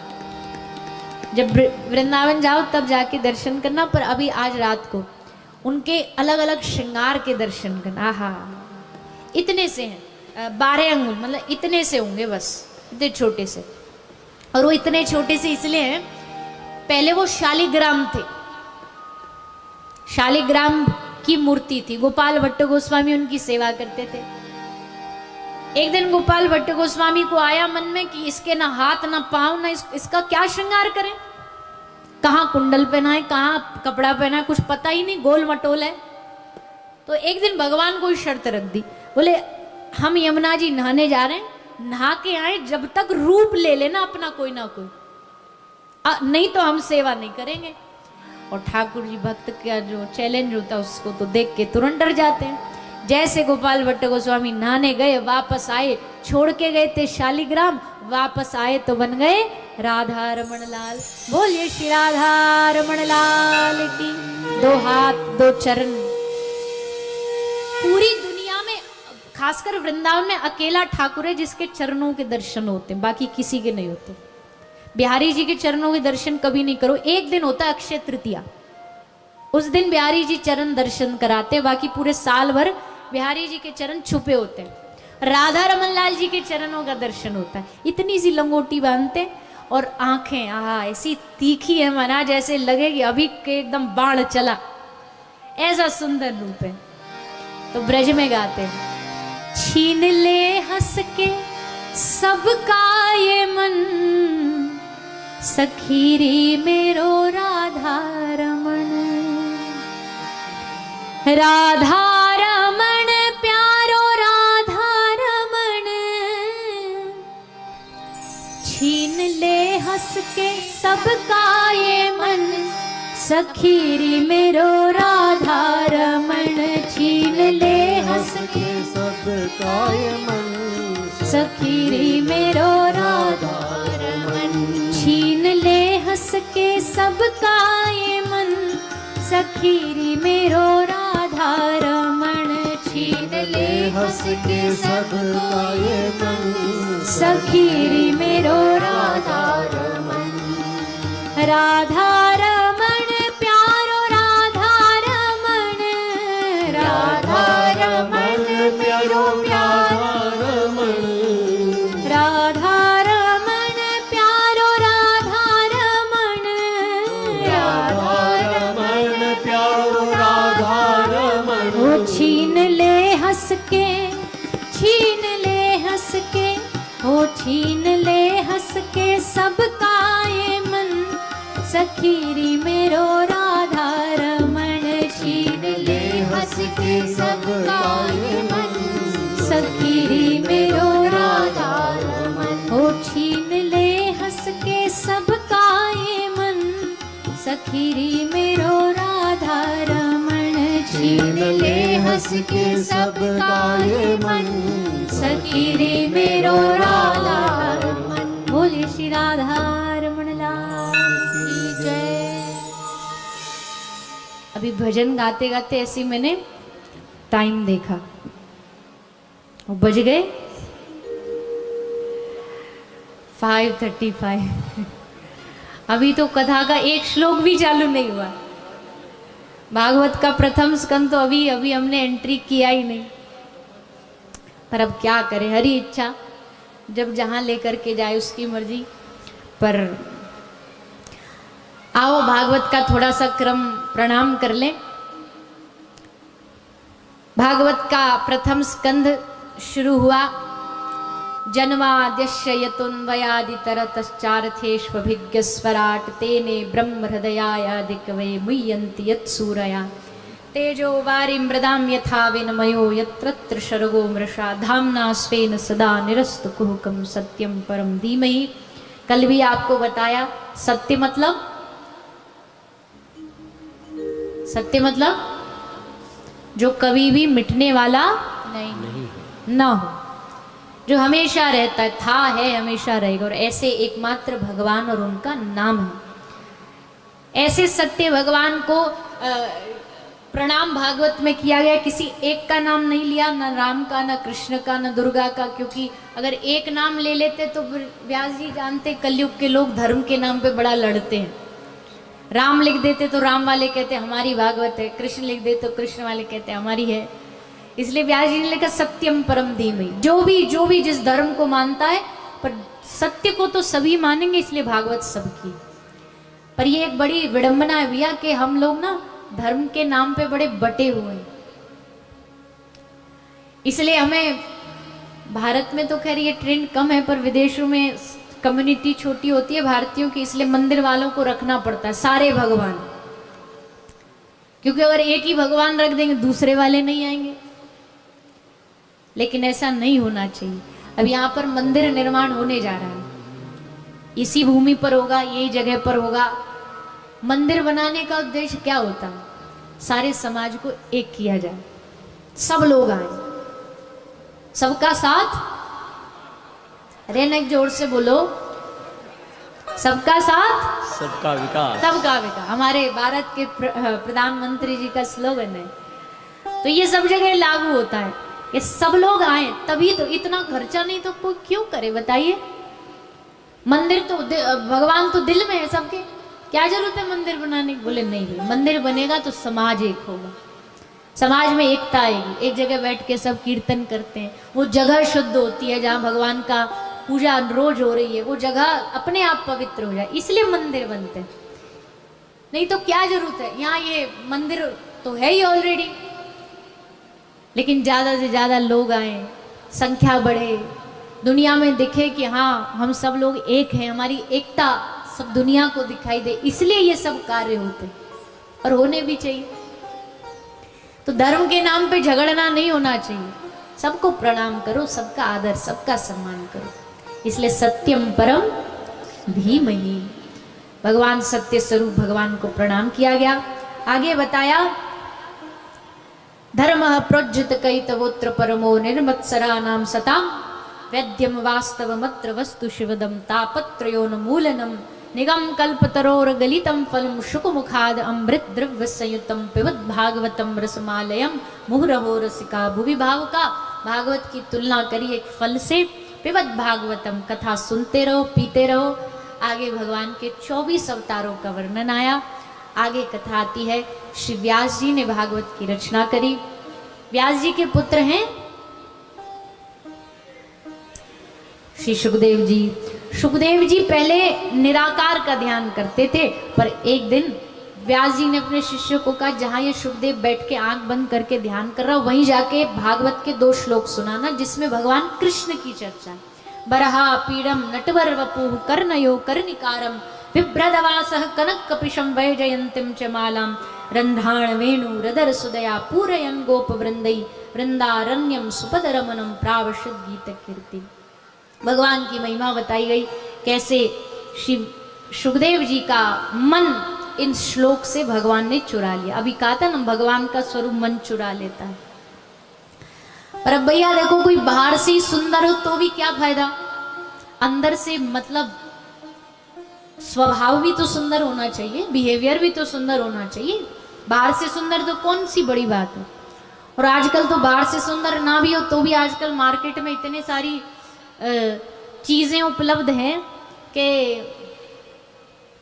माताओं से बेहतर है कौन जान सकता है। पार्लर में जाएंगी तो अमावस्या का चांद जाएंगी और निकलेंगी तो पूर्णिमा का चंद्रमा। एकदम चेंज, पूरा सब कुछ चेंज।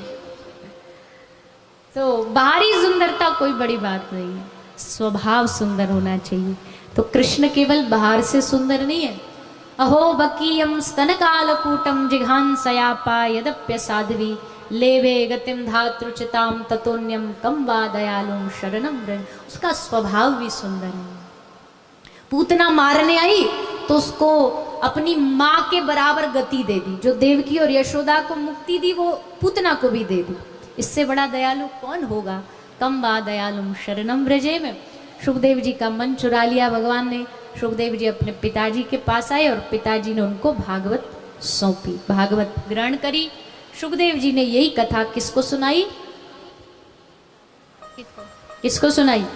राजा तो जोर से बोलो ना, राजा परीक्षित को। परीक्षित कौन थे? इनका वंश सुनाया सुखदेव जी ने। यदा मृगे कौरव संजयानाम वीरेश्वथो वीर गतिम गतेषु व्रकोदरा विद्ध गदाभिमर्श भग्नोर्दंडे धृतराष्ट्रपुत्रे। महाभारत की कथा वैसे तो आप सब जानते हो, महाभारत देखी होगी, टीवी पर सुनी होगी, पर भागवत में जो महाभारत है वो समर्पण की कथा है। पांडवों ने अपना सब कुछ भगवान को दे दिया और भगवान ने भी उसके बदले पांडवों की जीत कराई। पांडवों के पास मौका था कि वो सेना चुन सकते थे, पर अर्जुन ने कृष्ण से कहा, हे कृष्ण, मुझे सेना नहीं, मुझे कृष्ण चाहिए, क्योंकि सेना मिल गई तो मुझे पता है मैं जीत तो भले जाऊंगा, पर कृष्ण ना मिला तो वो जीत भी मेरे लिए जीत नहीं है, हार है। तू ना मिला तो जीत भी हार है, और तू मिल गया तो हार भी जीत है। इसलिए मुझे कृष्ण चाहिए। बस जिस दिन अर्जुन ने कहा ना मुझे कृष्ण चाहिए, युद्ध का डिसीजन तो उसी दिन आ गया था कि जीतेंगे तो पांडव, बाकी फिर फॉर्मेलिटी चलती रही। 18 दिन तक युद्ध हुआ और अंत में विजय हुई पांडवों की।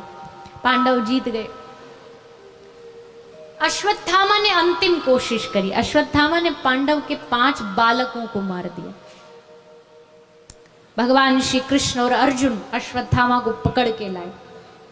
द्रौपदी से पूछा, बता, इसने तेरे बच्चों को मारा, क्या किया जाए? इसे फांसी पर चढ़ा दे।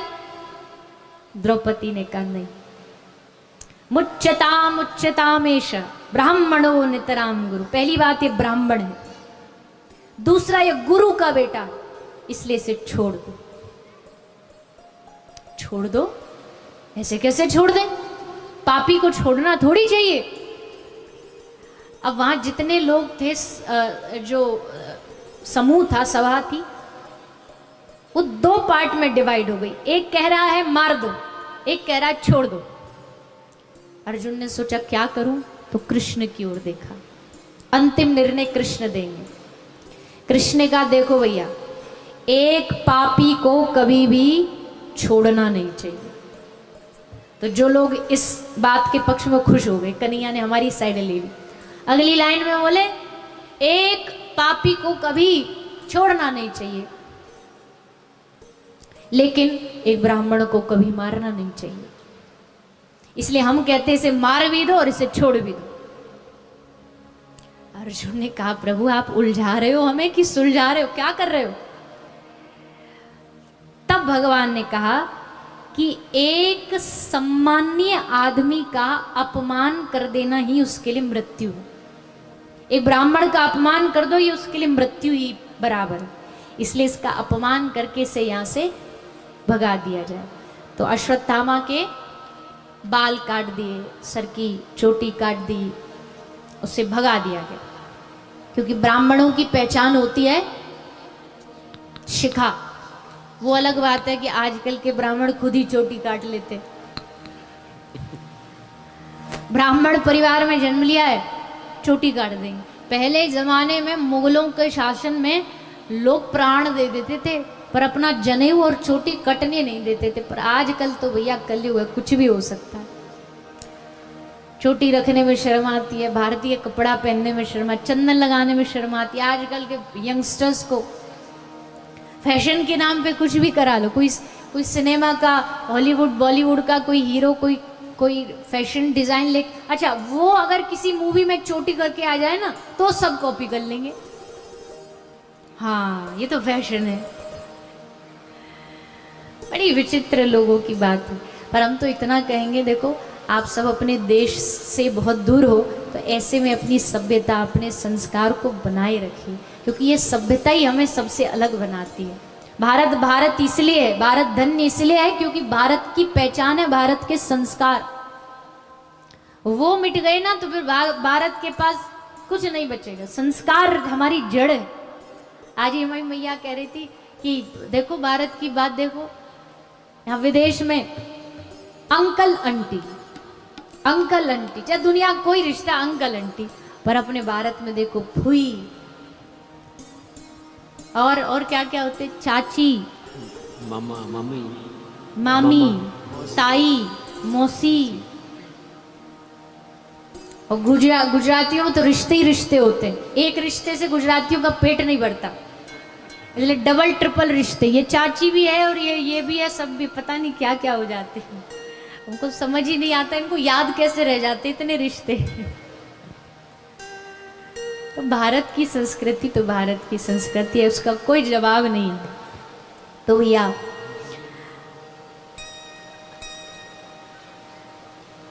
अश्वत्थामा को भगा दिया गया। अश्वत्थामा ने सोचा मेरा अपमान किया, लो अभी बताता हूं। इसने जाकर के परीक्षित जो गर्भ में थे उन पर अस्त्र छोड़ दिया। उत्तरा रोती रोती भगवान की शरण में आई, पाहि पाहि महायोगिन देव देव जगतपते, नान्यम त्वद भयम पश्ये यत्र मृत्यु परस्परम। भगवान ने जाके राजा परीक्षित की रक्षा करी। फिर कुंती माता, कुंती भगवान की स्तुति करती हैं, भीष्म स्तुति करते हैं, बहुत प्यारी प्यारी भागवत की स्तुतियां हैं। समय रहा तो कल विस्तार से इनको सुनाने का प्रयास करेंगे। कुंती माता भगवान से बड़ा सुंदर वरदान मांगती हैं। क्या मांगती हैं? विपदः सन्तु नाशश्वत् तत्र तत्र जगद्गुरो भवतो दर्शनम यस्यात् अपुनर्भव दर्शनम। हे प्रभु मुझे दुख दे दो, दुख रहेगा तो आपकी याद आएगी। दुख कई तरह का होता, कई वैरायटी का दुख होता है, उसका वर्णन आगे करेंगे। तो भगवान कुछ समय धरती पे रह के गोलोक चले गए। पीछे से राजा परीक्षित राजा बने।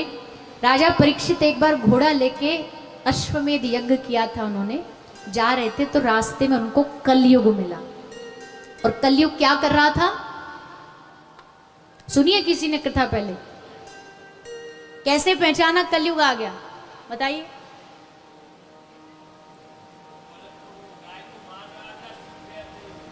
हाँ, कलयुग की शुरुआत कैसे हुई? कलयुग एक राजा का वेश बना के गौ माता को मार रहा था। यानी कि कलयुग की शुरुआत हुई गौ माता को कष्ट देने से, तब से कलयुग शुरू हो गया। और कलयुग बड़े भी इसलिए रहा है, क्यों? क्योंकि यहाँ लोग जितना कष्ट, जितना पीड़ा गायों को, पशुओं को, जीवों को दे रहे ना, ये सब घूम के हमारे ऊपर आता है। इतना कष्ट आज भी पूरे विश्व में अगर काउंटिंग करो, अगर भारत की बात करोगे ना, तो भारत में हर रोज 50,000 गाय मारी जाती है। स्लॉटर हाउस में गौवंश मारी जाती है। ये तो अलग हो गई। उसके बाद सड़कों पे जो मरती है सो अलग। जो उन पर जानबूझ के अत्याचार करते। आपको हम एक उदाहरण देते, क्योंकि हम एक हॉस्पिटल चलाते हैं, वहां कैसी कैसी गाय आती हैं। लोग गौ माताओं पे पूरा के पूरा एसिड डाल देते हैं, पूरा शरीर गौ माता का तेजाब से जल जाता है। क्यों डाल देते? उनके खेत में वो खाना खाने चली गई तो तेजाब डाल दिया। और एक गाय अगर जल जाती है, उसको रिकवर होने में कम से कम 1 साल लग जाता है। 1 साल तक उसका शरीर, उसकी स्किन ठीक नहीं हो पाती, शरीर एकदम पत्थर बन जाता है। एक गाय हमारे यहाँ आई थी, वो किसी के झोपड़ी में थी, किसी ने झोपड़ी में ही आग लगा दी। उसका शरीर ऐसा पत्थर बन गया कि ऐसे आप ऐसे उंगली मारो ना तो टन टन की आवाज आती। कोई खेत में गाय घुस गई तो उनको गोली मार देता है। और प्लास्टिक तो है ही एक बड़ी समस्या। एक गाय का, नॉर्मल गाय का भी आप पेट का ऑपरेशन करो, इसको मेडिकल भाषा में रूमेटोमी बोलते हैं। एक गाय के पेट से 10 किलो, 20 केजी, 30 केजी प्लास्टिक। और हम 20-30 तो कुछ भी नहीं। हमारे हॉस्पिटल में एक बैल की मृत्यु हो गई तो डॉक्टर ने सोचा कि इसका पोस्टमार्टम करेंगे, मरा कैसे, क्योंकि ये तो ठीक था। तो मरने के बाद जब उसका ऑपरेशन किया गया तो उसके पेट से 70 केजी प्लास्टिक निकला। अब आप सोचो 70 किलो प्लास्टिक लेके वो कैसे जी रहा हो, कैसे जीता हो। एक्सीडेंट में जो गाय होती है कोई उन पर ट्रक चढ़ा देता है तो एक पैर फिर काटना पड़ता है, निकालना पड़ता है। अब 3 पैर से बताओ इतना बड़ा वेट कैसे सहन करेंगे। 3 पैर वाली जो गौ माता होती है उनका जीना, वैसे हम कोशिश करते हैं उनको चौथा एक प्लास्टिक पैर होता है वो लगाते, जिससे धीरे धीरे सपोर्ट लेके उससे थोड़ा थोड़ा सा चलना शुरू करें ताकि उनको पूरा जीवन। क्योंकि अच्छा एक थोड़ी सी बस करेक्शन थी, कल हमारे जो अतुल भाई जी वो बोल रहे थे कि हम एक हॉस्पिटल बनाने जा रहे हैं। हमारा हॉस्पिटल ऑलरेडी है, 10 साल से चल रहा है। वहाँ कम से कम 500 गाय हैं, आईसीयू वार्ड है, एक्सरे मशीन है, अल्ट्रासाउंड है, 10 एम्बुलेंसेज है, 70-80 लोग का स्टाफ है। तो हॉस्पिटल तो ऑलरेडी है, पर अब जब 10 साल से हॉस्पिटल चल रहा तो अब जैसे मुझे एक बात बहुत अच्छी लगती है, मुझे सब में वो बात अच्छी लगती है, हर चीज में संतोष करो पर सेवा में कभी संतोष नहीं होना चाहिए। जैसे अब मंदिर यहाँ बन गया लेकिन अभी संतोष नहीं होना चाहिए, लगे और अच्छा बनाए और मेहनत करें और लोगों को जोड़े। तो वैसे ही 10 साल से हॉस्पिटल हमारा चल रहा था, अब मन में आया कि कुछ अलग किया जाए और इसको भारत का सबसे बड़ा गौ माता का हॉस्पिटल बनाया जाए। अभी भी दिल्ली, मथुरा, वृंदावन, आगरा जितना भी है ये सारा इस पूरे एरिया में सबसे बड़ा अस्पताल है जहाँ गायों का, कुत्ता, बिल्ली, मोर सब जीवों का इलाज होता है। पर अभी गोपाष्टमी को हमने एक नया संकल्प लिया कि हम एक 4 फ्लोर का हॉस्पिटल गौ माता का बनाएंगे, जो आज तक भारत में कहीं किसी ने सोचा नहीं होगा कि गाय भी अलग अलग फ्लोर पे रह सकती है। उसमें एक गौ माता का मंदिर होगा, ठाकुर जी का मंदिर होगा, गाय ऊपर जाएंगी, वहाँ उनका अलग अलग वार्ड बनेगा और दुनिया भर से टेक्नोलॉजी लाएंगे, जहाँ से भी मिलेगी। आपके अमेरिका से भी कोई आपके पास टेक्नोलॉजी हो बढ़िया तो हमें बताओ, ये आपको वहाँ करना चाहिए, हम करेंगे, पूरी कोशिश करेंगे। तो उसके लिए अभी इसी साल से ये संकल्प लिया है कि हम एक नया हॉस्पिटल बनाएं, गौ सेवा धाम अस्पताल, जिसमें हम गायों की सेवा कर सके। उसके बारे में आपको थोड़ा बहुत बताया भी जाता है, वहाँ टेबल भी लगी, आप उस पर थोड़ा जानकारी भी प्राप्त कर सकते हैं। उसमें आप मेंबर भी बन सकते हैं। उस अस्पताल में आप कभी भी आइए जाइए, गौ माता की सेवा करिए। अब ज़्यादा तो मैं क्या बोलूँ, आप सब वहाँ जाके सामने टेबल पे जानकारी ले सकते हैं। पर जैसा कल हमने बताया था कि वो बहुत सारी गाय हैं जिनको आप अडॉप्ट कर सकते हैं, तो उसके लिए हमारा जो आज से नहीं 2008 और 9 से शायद मुझसे जुड़ी हुई हैं हमारी माता जी, जोशना माता जी, मदन मोहन डॉक्टर साहब।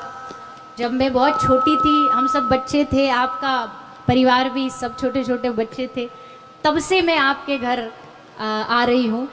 तो आपका बहुत स्नेह, बहुत पुराने आप जुड़े हुए हैं। तो आपने संकल्प लेते हुए हमारा संकल्प है कि यहाँ न्यू जर्सी से कोशिश करें कि 108 गौ माता जो लोग अपने अपने, इसको आप नाम भी दे सकते हैं, अपनी गाय माता को अपनी फैमिली का मेंबर बनाओ और उसको अपना नाम दो। तो पहली गाय जो अडॉप्ट की है हमारी जोशना माता और मदन मोहन जी ने करी है, तो इनके लिए एक बार जोरदार करतल ध्वनि से अभिनंदन। आपके परिवार के अब जितने भी आप फैमिली मेंबर हो ना, उसमें ऐड कर लेना, उसमें एक और एक्स्ट्रा मेंबर हो गया। जब भी आपसे कोई पूछे कितने मेंबर है तो गौ माता को ऐड करके बताना कि इतने मेंबर है, उसका नाम भी, उसका फोटो सब होना चाहिए कि ये भी हमारी फैमिली। घर में हम नहीं रख सकते यूएस में, पर हमारे पास कम से कम ऐसा तो हो कि भारत में हमारी एक गाय है। तो माता जी और मुझे एक चीज़ और बताई मैया ने आज कि उनके जो बच्चे हैं, कोमल है, दीप है, जय है, हम सब छोटे छोटे थे, सब खूब साथ में रहे, यहाँ ये ब्रज भी आए। तो लोग कहते हैं यंगस्टर में भाव नहीं होता, पर उन्होंने कहा नहीं, हम थोड़ा कोशिश करते हैं कि ताकि लोगों को प्रेरणा मिले। तो तीनों बच्चों ने मिलकर के आपस में अपने इनकम से पैसा इकट्ठा करके $600 गौ माता के लिए प्रदान किए हैं, सिर्फ इसलिए कि कल भी हमने कहा था यंगस्टर आगे नहीं आते, यंगस्टर कुछ नहीं करते, तो उन्होंने कहा हम करेंगे, हम लोग के लिए प्रेरणा बनेंगे। तो इस पूरे परिवार को बहुत बहुत धन्यवाद। तो हम सब इतना बता रहे हैं कि बहुत दशा, हम लोग कलयुग चल रहा है और इस कलयुग में गाय की बड़ी दशा खराब है। एक गाय हमारे पास आई, उसको किसी ने ऐसे गोली मारी, उसके यहाँ गले से पार गई और जाको राखे साईं यहाँ मार सके, वो बच गई। एक गोली में बच गई, पर इंसान इतना गिर गया उस गाय को उसने दूसरी गोली मारी। लेकिन फिर जाको राखे साईं, वो गोली इस बार उसके नी में बोन के बीच से निकल के गई। हमारा जो सर्जन है उसने मुझे एक्सरा दिखाया, दोनों के बीच से वो निकली और जाकर के स्टक हो गई नी में। और उसका एक ही तरीका था, धीरे धीरे जब उसकी मांसपेशी बढ़ेगी तो अपने आप वो बाहर आएगी। तो उसका बचना भी मुश्किल था, 4-5 दिन तक उसने खाना नहीं खाया, पर धीरे धीरे फिर खाना खाने लगी। उसकी वो जो बुलेट थी वो भी बाहर निकली। आज ये हाल है कि उसने एक सुंदर बछड़े को जन्म दी और इतनी सीधी है। हमारे गौ सेवा धाम में छोटे छोटे बहुत बछड़े जिनकी माँ नहीं है, क्यों माँ जन्म देते मर गई या बिछड़ गई, तो अनाथ बच्चों को वो अकेली गाय कम से कम 10 बछड़ों का पेट भरती है, जो आता है उसके थन से लग जाती है, सबको पिला देती है दूध। बिल्कुल भेदभाव नहीं, जो आया सबको पिलाए। गाय ऐसी ही होती है, इतनी करुणामय होती है, इतनी दयालु होती है। तो कहने का मतलब कलयुग में ये हो रहा है। दुख तो हमें भी बहुत होता है, पर हम क्या करें, दुनिया बदल नहीं सकते। अगर हाथ में होता तो सारी दुनिया बदल देते कि गाय कहीं कष्ट ना हो, पर फिर भी होता है तो हम कोशिश करते हैं कि किसी भी माध्यम से हम थोड़ा सा कोशिश कर लें ताकि हमारी भारत की गौ माता ब्रज की गाय बच सके। पर कलयुग की शुरुआत यहीं से हुई। राजा परीक्षित ने कहा, अच्छा गाय को मारेगा? बाण निकाला और कलयुग को मारने दौड़े। कलयुग आके चरणों में गिर पड़ा। तब राजा परीक्षित ने कलयुग को 4 जगह रहने के लिए दी, जहां शराब पी जाती हो, जहां जुआ खेला जाता हो, जहां वैश्याल्य हो और जहां हिंसा होती हो, किसी को मारा जाता हो। इन 4 जगह कलयुग रहता है। 5वां स्वर्ण दिया। राजा परीक्षित ने सोना पहना, कलयुग बैठा। राजा ने एक संत के गले में मरे हुए सांप को डाला, जिससे उनको श्राप मिला, आज से 7वें दिन तक्षक नाग के डसने से राजा की मृत्यु होगी।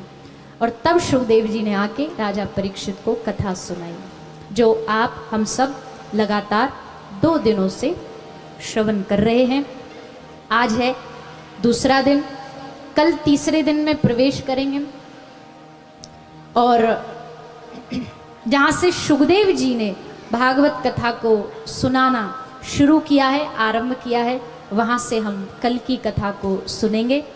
आज की कथा को विराम की ओर बढ़ाएं, उससे पहले थोड़ी देर की सूचना है, वो सब सुने। फिर अंत में कीर्तन करते हुए हम सब कथा को विश्राम देंगे। फिर आरती में सब प्रवेश करेंगे और उसके बाद सबकी प्रसादी होगी। तो सबसे निवेदन है कि सब एकदम शांति के साथ आगे की जो सूचना है उसको सभी बैठ करके श्रवण करें।